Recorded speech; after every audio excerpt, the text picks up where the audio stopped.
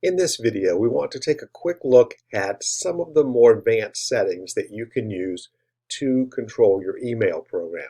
Now, Outlook gives us a lot of email settings, and we're not going to review them all today. Most of them you could figure out on your own, and if you couldn't, you're always welcome to come and ask me.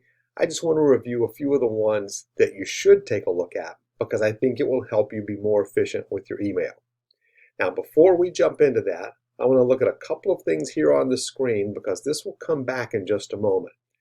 When you look at an email message and hover over it here, you can see that there are little icons that pop up that allow you to do something with it. I can either archive it, move it to a folder, or pin it to the top of the message bar here. Those are the three actions that I can do. Those are actions that I chose. There may be other things there for you. There were things there for me that I was never going to use. I got rid of those and replaced them, and I'll show you how. The second place to look, over here to the right, when you have an open message, what are the things that you can do with that open message? I can forward it to someone.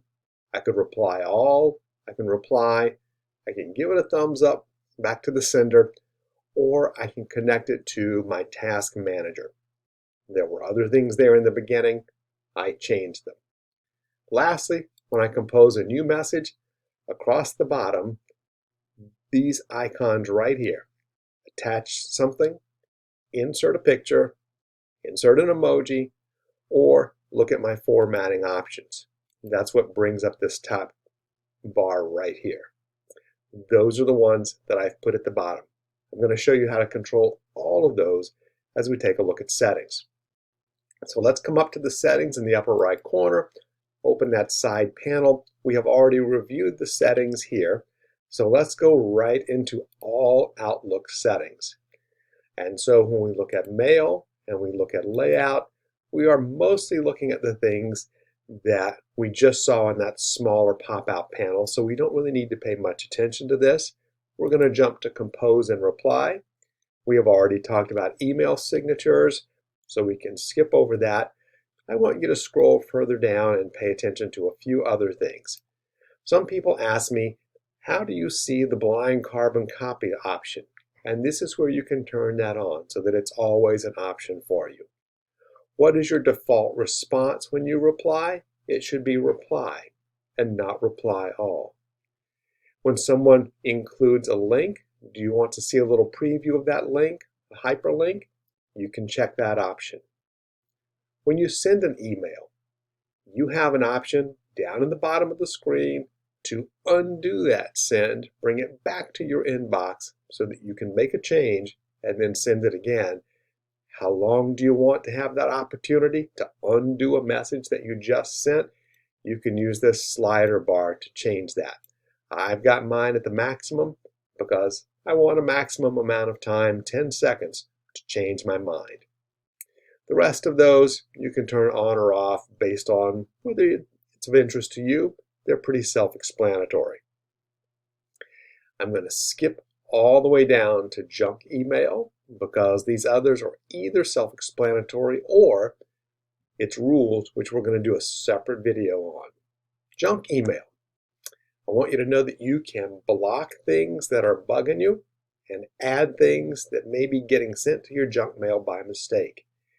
If you keep getting spam messages from someone, or you've got subscribed to an email list and you can't figure out how to get off of the list, you can just come to the block senders, click add, and it will show you. You can put in an actual email address, or you could just put in the very end of it. Here their example is fourthcoffee.com. You don't have to know the whole email address. It'll just block everything coming from that source.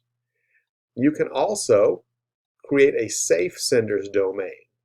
So who is getting blocked that shouldn't be? Sometimes I do subscribe to email lists and they just keep getting bumped into my junk mail folder. Nope, I want those to come into my inbox, so I add them to my safe senders. So those are two places where you can control what's showing up and what's not showing up. Now, customize actions. This is what we were looking at earlier. Quick actions are those little icons. When you see the message in your inbox, and I told you I have mine to either archive, move to a folder, or pin.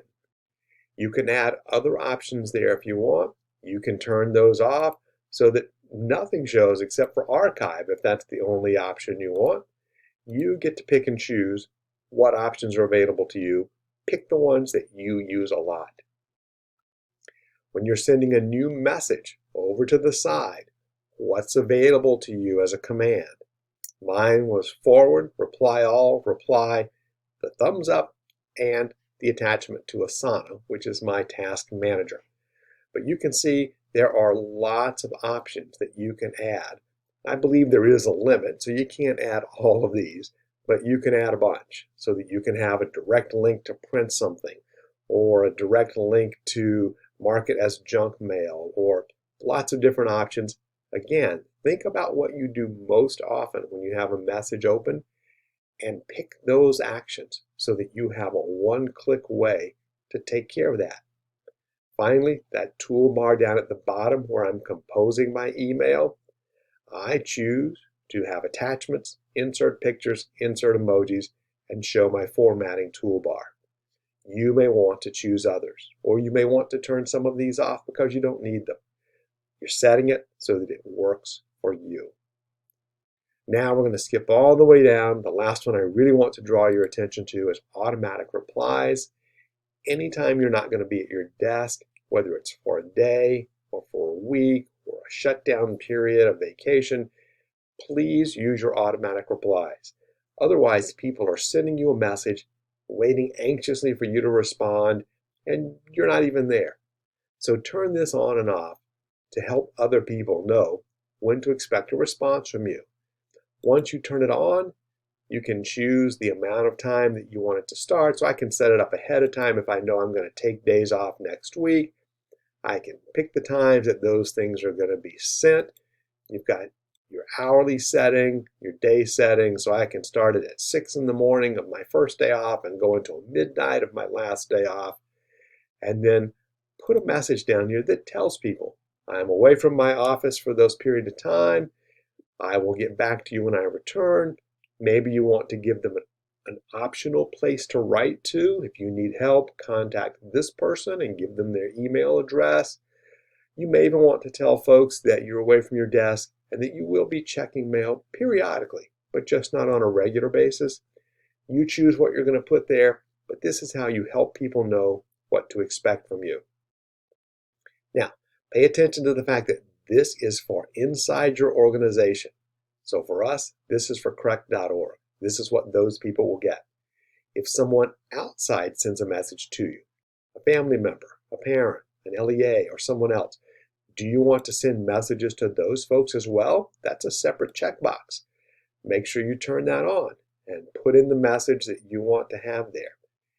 And even now, you can customize and say, but this message shouldn't go back to emails, to newsletter subscriptions, or to people that I don't know who are sending me spam. I don't want to give strangers email addresses from my coworkers, so you can only send this to people who are in your contact list if you want. So you have ways of controlling where the automatic replies go. I just want to make sure that you use automatic replies and that you use it correctly. So there's a quick look at 4 sections in your settings: compose and reply, junk email, customizing your actions, and your automatic replies. Some of those others are less important. You can take a look at them if you want. And rules will be a separate email all on its own because I want you to make sure and you do use those as well. So there you go. A deeper look at settings in your Outlook email.